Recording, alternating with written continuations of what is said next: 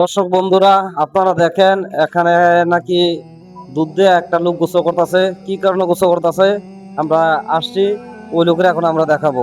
একটু দুধরে দেখেন, দুধ দিয়ে গোসল করতেছে। ওকে, আসসালামু আলাইকুম ভাই। ওয়ালাইকুম সালাম। তো আপনি দুধ দিয়ে গোসল করতেছেন কি কারণে? ভাই আমি রাত ধরে জুয়া খেলছি। জুয়া খেললে, এই অনলাইন জুয়া খেললে আমার ঘর বাড়ি যা আছে সবগুলো জায়গা জমি সব বিক্রি করে ফেলছি, বুঝছেন? তাই আজকে দুধ দিয়ে গোসল করতেছি, আর কোনো সময় জুয়া খেলবো না। আজকের মতো জোর খেলতেন না? না, আজকে পরে আর কোনো সময় জুয়া খেলবো না। এগুলো এই রাত ধরে জুয়া খেলতে খেলতে আমার ঘর বাড়ি যা আছে সব বেঁচে ফেলছি, তাই আজকে পর থেকে আর জুয়া খেলবো না।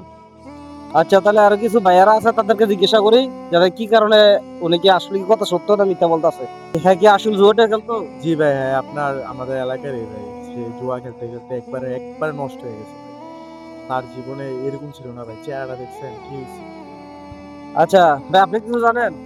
হ্যাঁ ভাই, আমি সবসময় দেখতাম যে দোকানের ওই কোনায়, বাসার ওই কোনায়, এখানে এখানে শুধু বিমানের রইতো। বিমান নাকি একটা অনলাইন অ্যাপস আছে, শুধু বিমানের রইতো খেলতে খেলতে।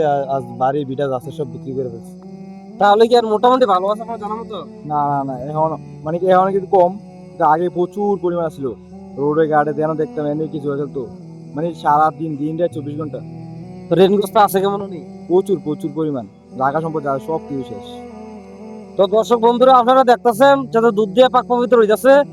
দেখা যাক এরপরে বাকি অবস্থা তার কি হয়, এটা আল্লাহ ছাড়া কেউ জানে না। ওকে, তাহলে আপনারা গোসল করেন।